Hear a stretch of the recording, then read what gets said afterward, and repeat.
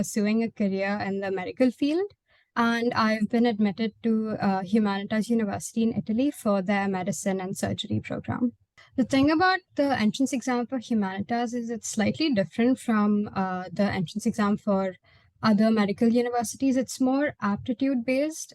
It's not scientific, there's no biology, chemistry, physics, or anything. So it can be a little bit more difficult to prepare. Like there's no study material as such. So I would highly suggest that firstly, do all the sample papers so that you have an idea of what the actual exam could look like. And another thing is there are mathematical based questions in the exam. So if you haven't chosen maths, or if you're out of touch with maths, I would also suggest brushing up a few math concepts. It's nothing complicated, nothing advanced, just maybe up to 10th grade maths, simple stuff, but it can definitely help. And yeah, I feel like it's a little bit more difficult to study as such for the exam, but you can also, I think, try out UCAT papers if you want some more practice. It's a similar pattern. I'd say the Humanitas exam is easier, but the pattern is quite similar, so that could also help. But it comes down to thinking and aptitude, and also time management. That's very important. Okay, so to be honest, biology has always been my passion. It was also my favorite subject in school. And I've also always wanted to pursue a career that involved helping people. So putting two and two together, medicine seemed like a pretty obvious choice for me. But it was daunting at first to pursue it because I grew up in a family of engineers. So I didn't really have an example or a precedent to relate to. So it was scary at first, but I was pretty determined to follow my passion and pursue this field. And another really great thing about medicine that I feel is the diversity and variety that it can offer. There's so many different specializations, and then you have so many different research opportunities. So there are so many choices, and you don't feel restricted to doing one thing. And another thing is, I feel like I really thrive in intellectually challenging environments, and medicine is known to be complex and ever growing. So I feel like I'd really enjoy working in a medical setting as well. So I was mostly focusing on Italian universities because their admission starts earlier than other countries. But from all the research I've done, Humanitas seems like a pretty great choice for medicine. They also have a research hospital affiliated with them, which is one of the top hospitals in Italy. So I'm sure it can offer great hands-on and practical experience, which is important for medicine. So that was another reason why I was inclined towards going to Humanitas. And I think in general, Italian universities have a pretty good reputation, and they're known to offer high quality education. So I'm sure Humanitas is no different.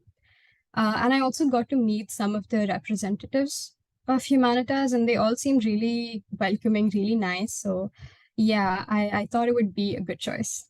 It's absolutely beautiful. There's no secret about that. So I'm pretty excited about that. I've never visited before. So we all know it's got rich culture and history. So I'm excited about that aspect. And another thing, the people are known to be very warm and welcoming, which I was really relieved to find out about because I grew up in the same country around the same people my whole life. So going to a new country on my own is pretty scary, but knowing that the people that are very hospitable and very nice, I think can help me adjust better and maybe not make me feel as homesick. And I'd say another really great thing is the weather. I wanted to pursue my medical education in one of the European countries, but uh, most of the European countries are known to be extremely cold. And I grew up in a very hot country, so I don't know how well I'd adjust. But the weather in Italy isn't as cold, so I think I would adjust a lot better to their weather. And yeah, of course, as well. Uh, I think that goes without saying. I mean, I've had a while, a few months to process all my feelings about leaving school and saying goodbye to my friends and teachers. But I'd say without a doubt, the thing I miss the most is my friends. They meant a lot to me. They always had my back and they were always supporting me and pushing me.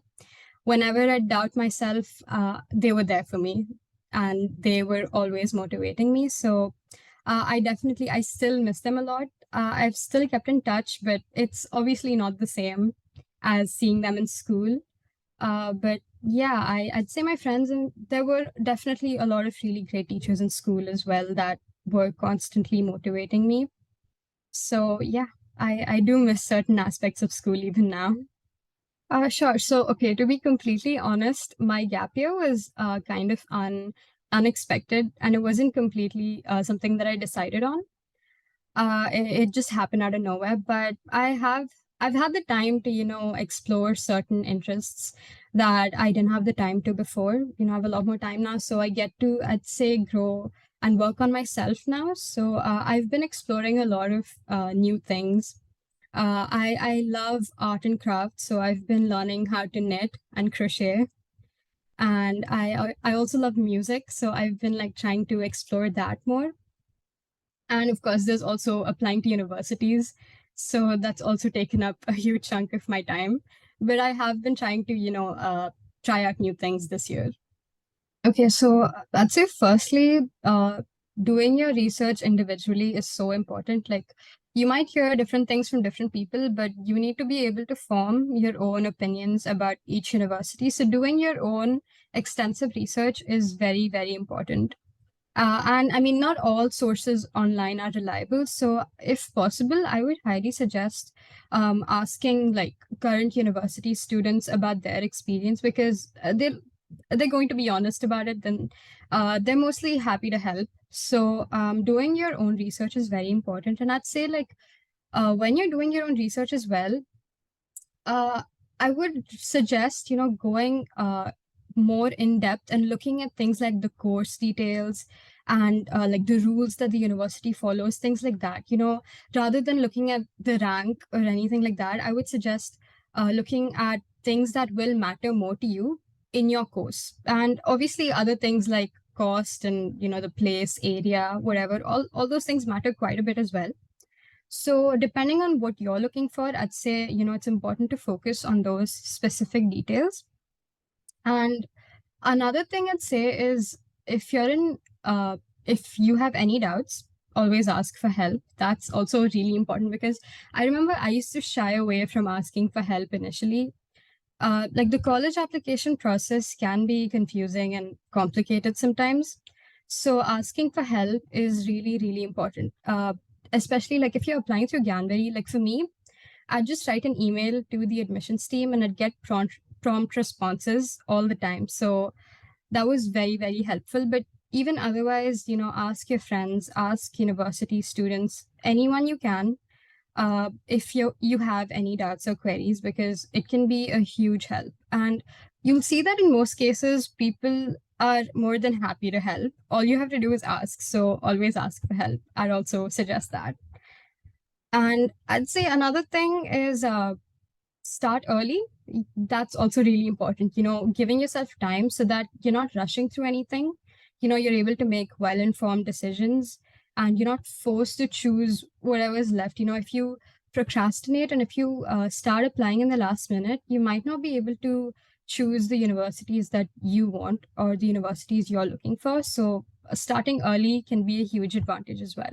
I'd say the OneApply website was very, very convenient. I could just upload all my documents there, and the admissions team, went ahead with all my applications. So it was very convenient, very hassle-free for me. I didn't have to worry about, anything going wrong with my applications. And I'd also say the Gyanberry team was always very helpful. Whenever, as I mentioned earlier, if I had any doubts, I'd ask, and I would always receive responses.